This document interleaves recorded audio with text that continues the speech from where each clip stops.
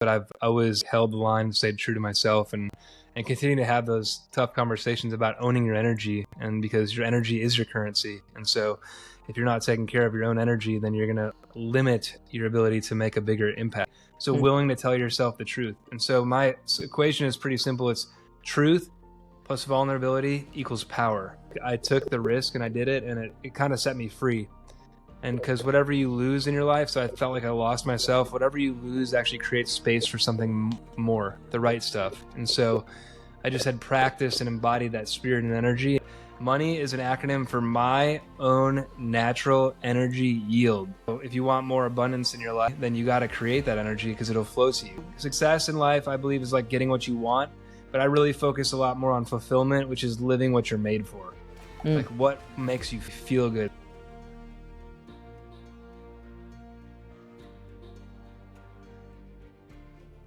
Welcome back to the Soul Inspiring Business Podcast. You are in for a treat today because we are interviewing Brett Harmeling. He is an author, serial entrepreneur, philanthropist, and global speaker dedicated to advancing the human potential and well-being. As founder and CEO of Happy Life Labs and one of 5 business strategists for Tony Robbins, he leads a wellness and performance platform that helps individuals, leaders, and organizations optimize their health, energy, and environment so that they can truly perform at their highest level. And you know the podcast, so you know me, you know what I love about Brett's work is that it sits at the intersection of science, mindset, nature, and purpose, helping people unlock what Brett calls their superhuman potential. His journey into this work was deeply personal. We'll get into a little bit about his story, which really ultimately inspired a lifelong mission to helping others reclaim their vitality and design a life of greater energy, resilience, and impact. So with all that being said, thank you so much and welcome to the show, Brett. Yeah, thank you so much for having me, Kara. I'm excited about today's session and looking to go as deep as you want to take it. Absolutely. Well, so for context and for our listeners, so Brett and I were connected. He was speaking at an event that I was at, and it was interesting because you brought up the map of David Hawkins' map of consciousness on the screen. And I was like, wow, like he's my guy.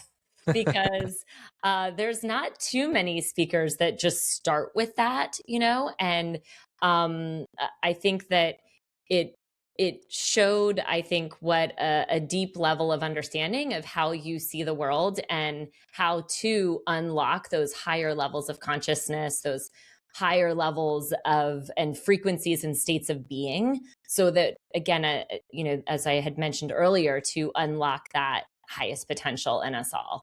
And really, this podcast was sort of bridged on the gap between like spirituality and business. And so I just love that you're here and that we're having this conversation.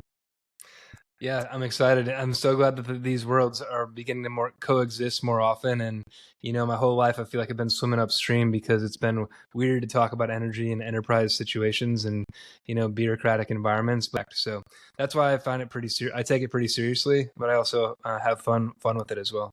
Yeah. Well, and it's funny because I've been, doing the podcast since, I guess we launched in 2020. And for so long before that, just like you were mentioning, it was almost like taboo to talk about energy and this, like, many would say woo work, right? And how it relates to business. But yet I know even for me personally, I'd been working in this, for decades. And so I just didn't talk about it. And so I remember when I was first launching the podcast, it was kind of scary. So it's like, are people going to resonate with this? But I think to your point, it's great that it's becoming more, I think, talked about and more accepted because it is our currency, right? So I'd love for you to share with us, everybody starts somewhere and everybody has kind of like a pivotal moment to some degree that shapes the rest of their life. And I know that was true for you. So can you talk a little bit about how you were thrown into this world, maybe Yeah, of course. Yeah. So I mean, as energetic beings, we're impacted by energy, whether that's through trauma, like maybe our parents loved us, but they didn't raise us the way that we needed them to. And so we have these wounds that we carry around. And it's kind of our mission to turn those wounds into wisdom. And then, that's why people that like myself that have had a lot of traumatic experiences and then have navigated that journey by going in, like the way out is good to go in. And so to seek the truth and define what that lesson is, because I believe that like God and the universe will keep teaching you the lesson until you learn it. And so the word trauma is kind of like a buzzword, honestly, but like life happens for us, not to us. So if you can have that reframe, that's one way to set your mind free, because we're all dealing with certain situations in life, and life is truly unfair and it's unpredictable, and we don't know when our last day is going to come. And so I know I say that like just off the tip of my tongue, but that's because I deal with it. And so every day I literally wake up super grateful to be here, and I'm just blessed to be able to share, kind of my work and where I was and where I am now and where I'm going, because I think it's an inspiring story to grow up on a farm with like limited tools and limited access. Access is something that I want to focus on a lot today, and authority, becoming the authority of your life, meaning like whether that's in a company or in your business, because if you're not, you're just holding back from your full potential. So that's kind of where it started and began, is just figuring out how to take care of myself, because I just said it. One of my hockey coaches had said, nobody's coming to save you, and you got to take care of yourself. So I heard nobody's coming to save you. I've lived by that mantra, and it's true. You got to save yourself. Yeah. Yeah. It was funny. I was just on a retreat just last week, and the whole thing, we kept saying over and over, life happens for us, not to us, Mm-hmm. and I couldn't agree more. It's like, again, when you have that perspective, when you've been through tough things, you really have a choice on how you're going to interpret that. I mean, it's very interesting, I think, for humans to study the human being and see how some people can be in the same circumstance and yet perceive it so differently, right? But in some ways, do you think that you're born that way, or do you think that it's just luck by who comes in? Like, how do you see that as to what distinguishes somebody from going same situation, same set of parents, same circumstances, one goes this way, one goes that way? There's a few lessons that I've learned in this journey, and like I'm a big God guy, Christ follower and believer, and so I just know that God will meet you at the depth of your surrender, not at the height of your struggle. And so like just letting go and then just trusting and believing in something that's bigger than yourself, because the truth is we're miracles to be alive even, and so we need to take that seriously. And then I would say I'm just well studied, so if I don't know the answer to something, or if I'm passionately curious about things, which I am about everything, so education teaches us information, but intelligence is knowing what to do with it. And so you build this innate intelligence, and then you figure out how you fit in the fabric of humanity. And once you kind of know where you fit and where you can have an impact, and you go in that direction, it's pretty hard to fail. And the goal of people that are really high growth, high achieving professionals like you and I, Kara, is like how can I fail today, or how can I get told no? Because I know if I'm just everyone's saying yes, that like I'm really like I'm not like there's no growth really happening. Although it might feel like it because my bank account's filling up, I don't feel like I'm solving bigger problems. And that's another thing. You might feel like you've fixed or solved a problem. The truth is God is just preparing you for bigger problems to solve, because he believes in you. And so I'm like, man, is it going to get easier? No, it's usually going to get tougher, but you'll have the tools and you'll be equipped with, thicker skin to navigate tougher challenges, whether that's personally or professionally, by the way. Yeah, so true. It's so funny. I often look back at, just like 5 years ago even, and I'm like, gosh, I thought I was so stressed then, or was handling so much. And now it's like I feel more at peace, but I'm handling a much bigger thing. And it's because, when you invest in yourself, and when you can just take on more. I love how you phrased that, because God prepares you for bigger things. Um, I guess when you were, take us back, because I know you had a traumatic brain injury. Was that the thing, or were you already on this journey? Like, did that set you on this journey, or were you already there?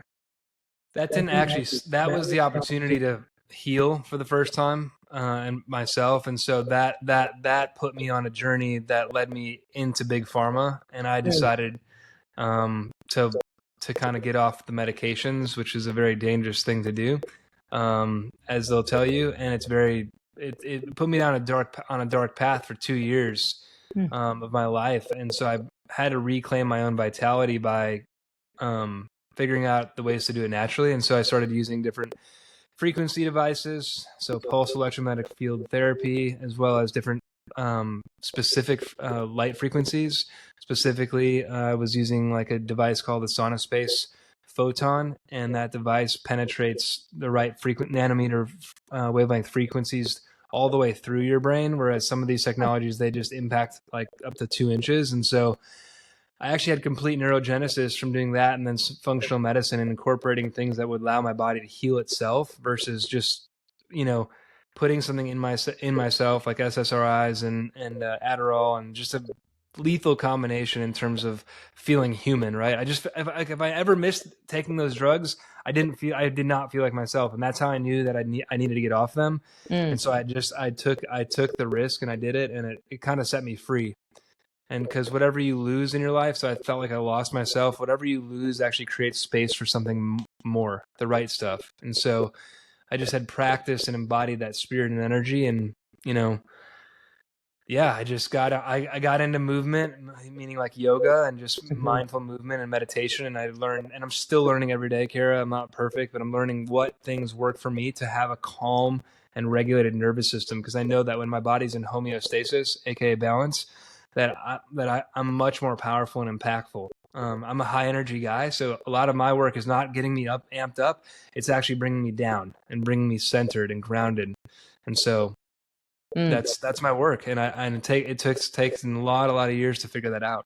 Yeah, I love that, because I think that a lot of entrepreneurs or people doing business at a high level resonate with. I'm sure many of our listeners are like, oh yeah, because and also I think in our culture, we're always taught this like hustle mentality of like work hard, play hard, and everything's about going hard. And luckily there's, and it's almost like the yogis or the meditation again has sort of been like set to the side. Yeah. Like, oh yeah, when I have time, I'll do that. Well, it's not going to happen. First of all, like you're never going to just magically have time. You have to create time. But also I think what you're saying, and what I know to be true for myself too, is when you create the time to center and ground and get into that like more meditative state, you can then lift higher in the next thing that you're doing, right? It's like you go ground to like lift and expand higher. And so for people that's probably resonating with, that are listening to this, and somebody that maybe has never been introduced to some of this work, or still feels like, I don't really know how to incorporate this into my daily life, what are some things that you might recommend that they do to get started?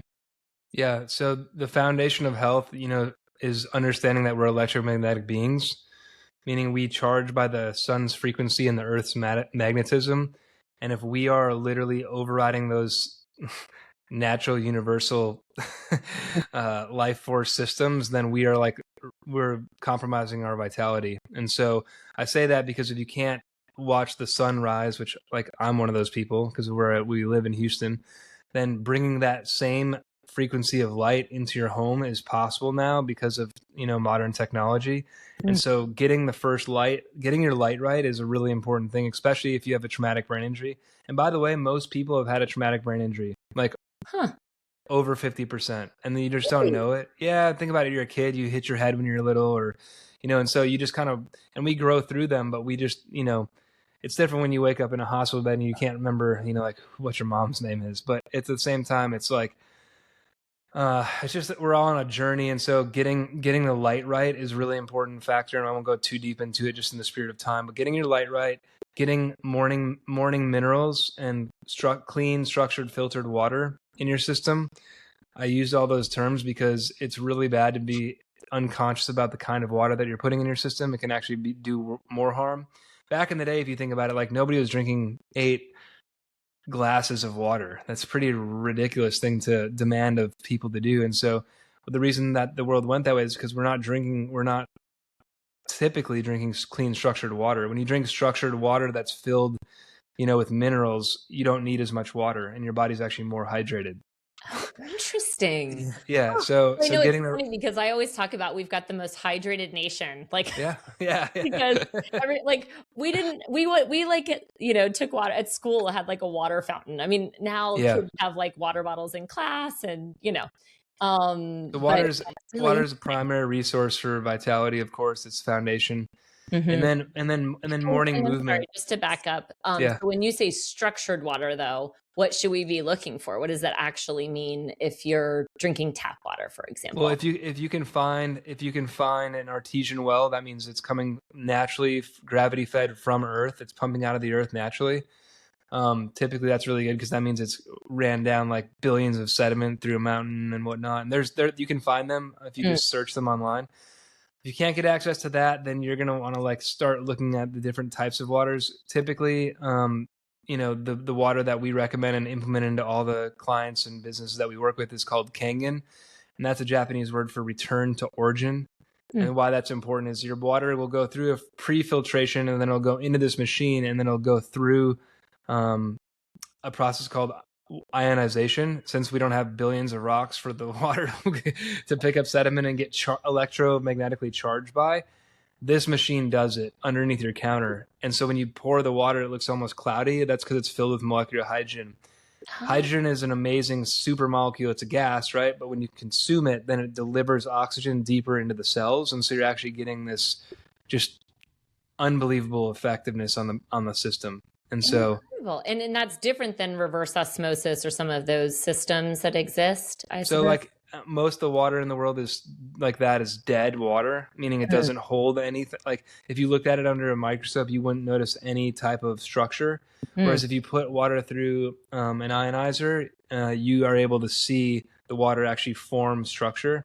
And this is not stuff I'm making up. This is like ancient stuff, but through devices like that, and there's other devices out there called like UMH, and you can even use some red light to structure your water. That water will literally stick to your body. Just think about it like sticking to your body in a more impactful way, where you probably have to drink half as much water. And I'm not a doctor, but you literally feel hydrated because the water that you're consuming is actually being delivered to you on a cellular level.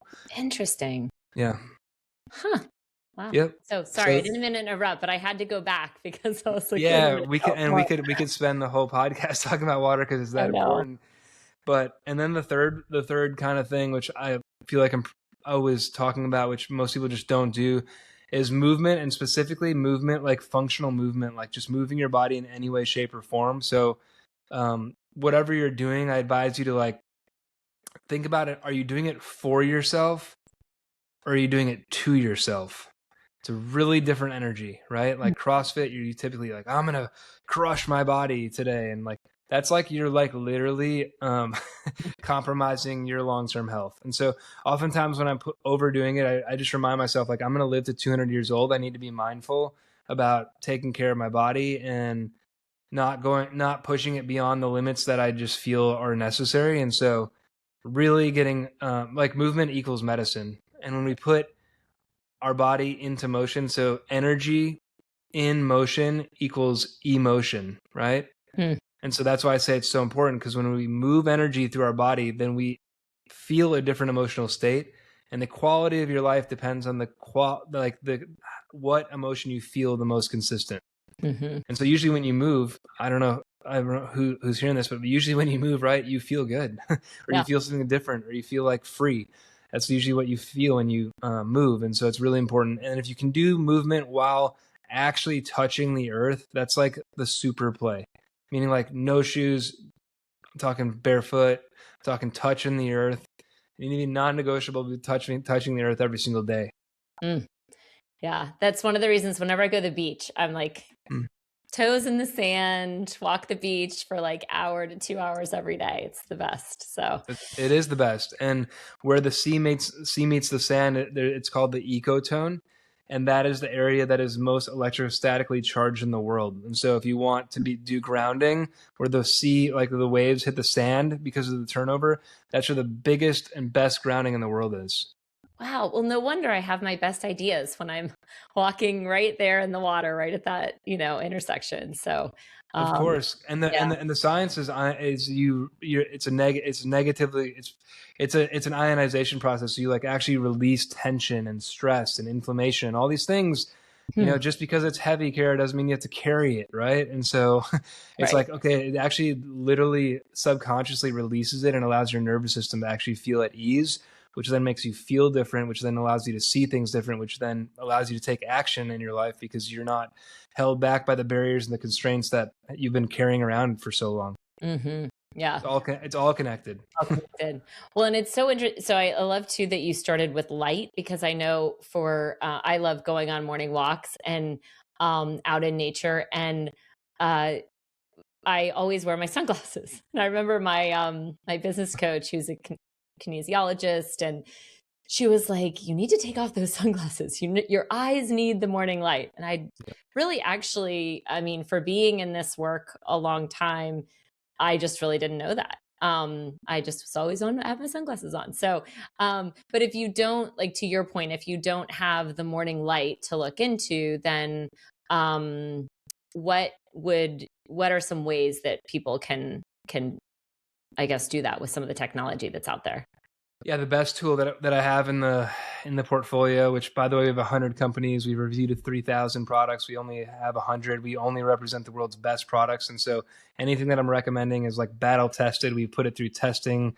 We have a whole program, and companies that are inside our portfolio are like very blessed to be there because we represent, the world's most elite athletes and hotels and families, and so we only represent the best. And so I say that because I've done a lot of research since 2013 in this space.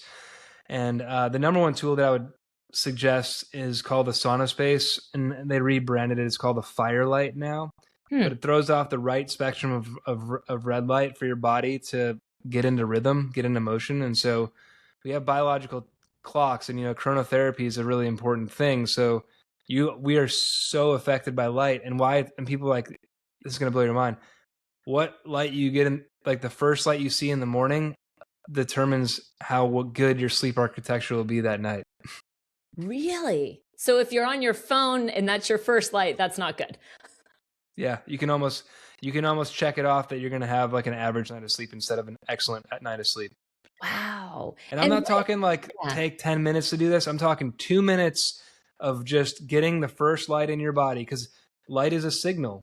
We have a cellular response. We're light beings. We respond to light, whether it's good or bad. And so we absorb that. That's why you should have absolutely zero lights in your room at night, if possible, because your body's communicating with it subconsciously. And so you have a little bit of stress. Like, what's that light over there? Even the little light on the fire thing, like block it out. Your body's noticing that. And so, yeah, when you show your body that good light that it can actually eat and absorb and do something with, it stimulates the mitochondria, which is the cell's powerhouse, which increases ATP production, which is energy, which gives you, which sets the circadian rhythm of the whole day. So your energy will be more consistent and drained versus like going through like a roller coaster of ups and downs throughout the day. Mm. Now, I'm not saying like especially in America, like life demands a lot of us. So I'm not saying you'll be like pure, but I will say you will notice a significant impact on your just on your on the energy throughout the day.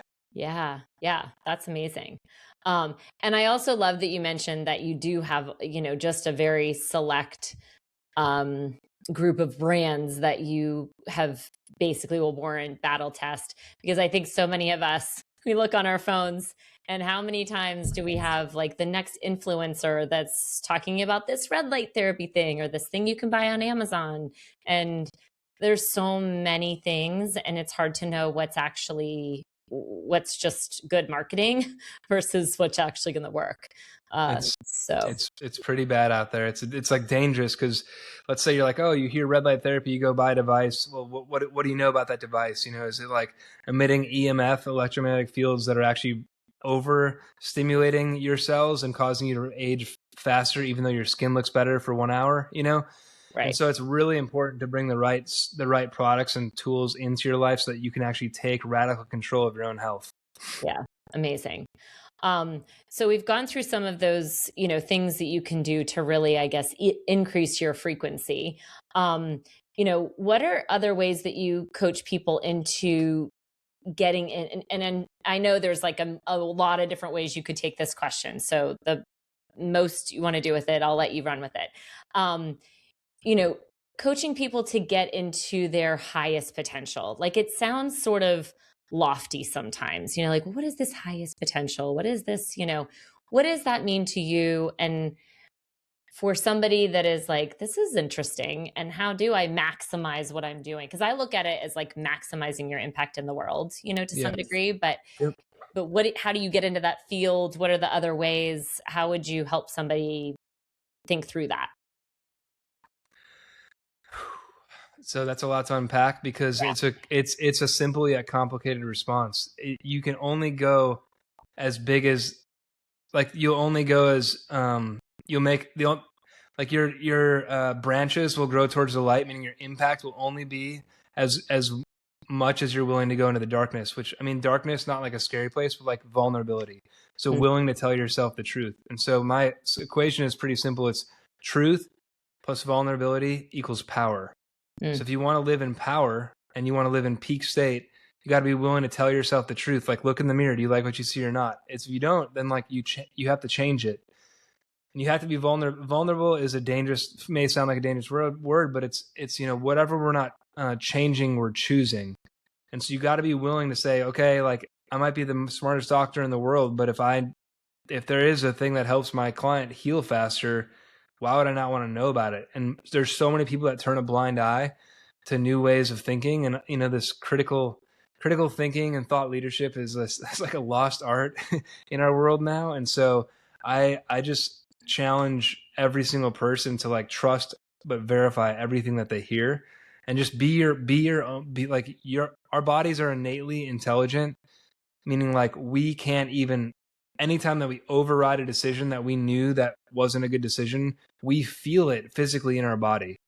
Relationship, job, food choice, you name it. And I'm saying this like on this podcast, but I'm also human too. So I deal with this every single day. So staying in peak state, the number one tool that I use might sound cheesy, but it's gratitude. Anytime I think the going gets tough, or like, is it impossible to break through to the next level, or make an X amount of money, or whatever the thing is, I literally focus on what I have in my life, because I'm grateful for what I have and for what I don't have. As you rise and as you gain more power, there's honestly a lot of responsibility that comes with that, and it can be overwhelming. And so sometimes just have gratitude for exactly where you are in life. Obviously I recommend not comparing yourself to other people. There's a lot of speaker heads out there right now, and it might be like, well, that guy made it, I can do it. Like, no, it's not. It doesn't like work like that. Yeah. Like, your story is your story. Stay focused on your story and don't get confused or distracted. Now, there's good people out there that want to help you and serve you and help you make the biggest impact, and you got to find those people that actually care. And that's one of the reasons that I joined forces with Tony Robbins, is because I've been doing his work since 2010, at least one program a year. And I just believe he's the world's most transformational leadership coach to ever exist. He is taking the world's best tools, people, philosophies, technologies, and brought them to one place to help people grow and win. And his impact is just undeniable. Yeah. Yeah. And I love that, I do think that in the coaching space, in the, like, to your point, a lot of like speakers, coaches, it feels like they're trying to develop this following, and then they're almost kind of like harvesting energy from the people that they're, the followers that they're getting that's propping them up.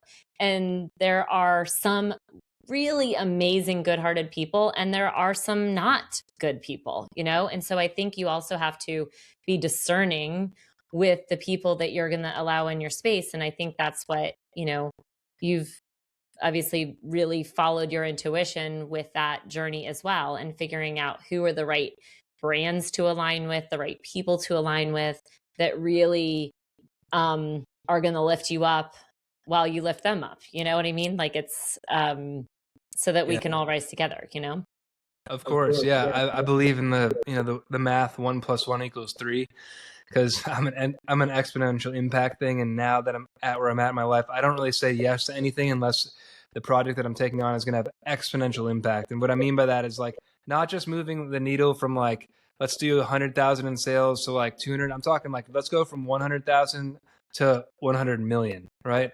Or like, let's change an entire industry using technology and science and thought leadership and critical thinking and all those tools that are just way overlooked. Because the truth is, like, a leader cannot transform an organization beyond their own ability to transform themselves. So like the leader that you're following, like the questions you should be asking them is like, are they doing their own work? Like, who are they learning and growing from? Because there's like really no original ideas. Yeah. Right. So ideas get derived from hearing other things out there in the world, and we're just sponges and we make it our own. But like, there's really no original ideas. We're just sourcing them and sharing them freely. So, yeah. And some people just simply won't like you because of your title, or that they won't like you because you had less and did more. Like, it could be that simple, and that's fine. Right. Yeah. And then it's like, but that's okay. You can bless them and move them along, I know people, I say all the time on the podcast that one of my biggest mantras is, God, bring me the people that I'm meant to serve today, and lovingly remove the ones that I'm not. And so that way I just kind of then am brought the people that I'm meant to serve. And sometimes I may not even know the people that I'm not meant to, because you're just in a space that attracts in the people that you're meant to be with, I guess the other question I had for you was really more how you view how you meditate, or what that practice looks like for you. Do you have a practice, a meditation practice, or a way of getting in tune with God or your own guidance and intuition? Yeah, since I'm a busy guy, a lot of my meditation looks like incorporated with movement. So instead of like listening to high energy songs, I listen to songs with specific frequencies that allow me to regulate my nervous system. And so with that being said, I also start every single morning in like hitting my knees with prayer. I don't just say that, I literally do that. And just to what you said, instead of waking up being like, what do I got to do today? I say, God, like, how can I, like, show me how to serve today? Like every single day, how can I serve? You've given me these resources, and that's another thing I teach people is, you don't own your money. You don't own your money. It's a resource, and if you don't do good with it, it'll be taken away from you in the form of a lawsuit, a health crisis. Something will happen to you if you're not stewarding God's resources in the right way. And yeah, it's simple. When it comes to meditation, as a 500-hour certified yoga instructor, like, I've taught meditation and yoga and movement for many, many years now, and it can be a scary word for people to hear, honestly. And so just the word meditation means to become familiar with. And so you're taking time to become more familiar with who you are so you can show up in a bigger way. And when you realize that's all you're doing, like watching clouds pass in the sky, you're not like, oh, that one was dangerous and big and scary, and that one's beautiful and fluffy. You just notice them, and you just have try not to have any thoughts about that thing, feeling or emotion. And there's tons of ways to meditate. The most significant breakthroughs that I've ever had in my life are because of breathwork. Breathwork plus movement equals transformation. Yeah. Is there a specific breathwork practice? I know there's different types of, breathwork. What do you practice typically? So there's limitless types of breath work, and the most important type of breath work, like if you're just starting or you're really advanced, is the one that makes you feel how you want to feel. So if you want a lot of energy and you want like life force, pranayama is what breath work means in Sanskrit. And so doing ujjayi breath, which is like ujjayi is like the breath of victory, and it's breathing in and out through your nose with your tongue on the roof of your mouth. And so it's kind of like got this oceanic sound, and it's meant to replicate like waves and power. And really what's really powerful about it is it just allows you to bring nitric oxide and oxygen into your body.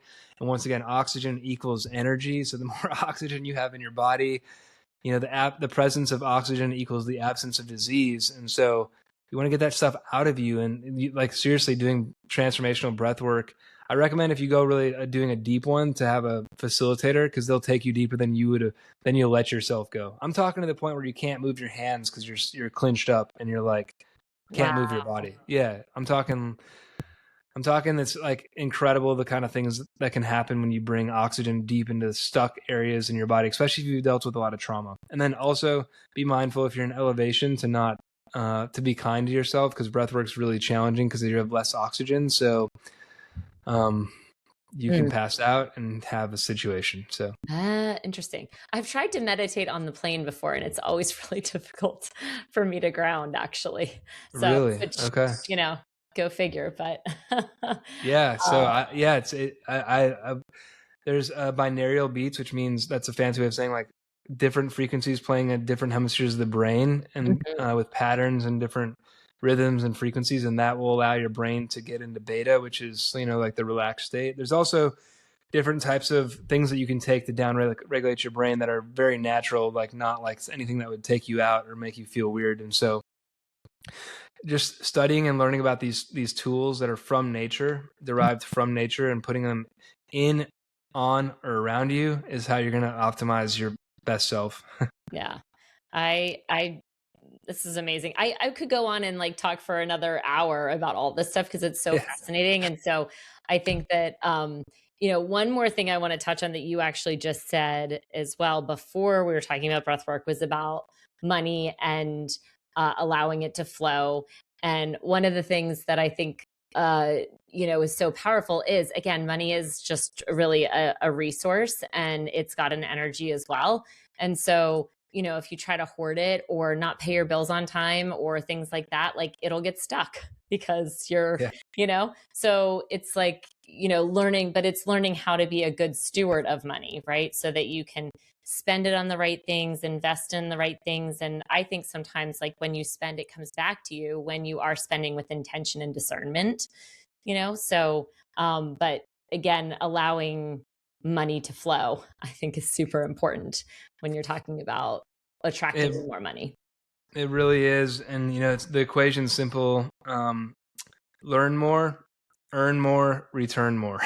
I Mm, believe like the secret to living is giving, and the more that we give, it just feels good. It just feels good to give, and yeah. giving more than you even feel comfortable. I've never felt bad when that's come in. And when I actually built a financial advisory practice, going back to one of the things that I've done in my lifetime, and I actually like brought in the energy component to it, and I taught people that money is an acronym for my own natural energy yield. Oh, I love and that. and so if you want more abundance in your life and money, then you got to create that energy because it'll flow to you. Yes. So Yes. it was a cool thing that I came up with. But Love success in life, I believe, is like getting what you want, but I really focus a lot more on fulfillment, which is living what you're made for.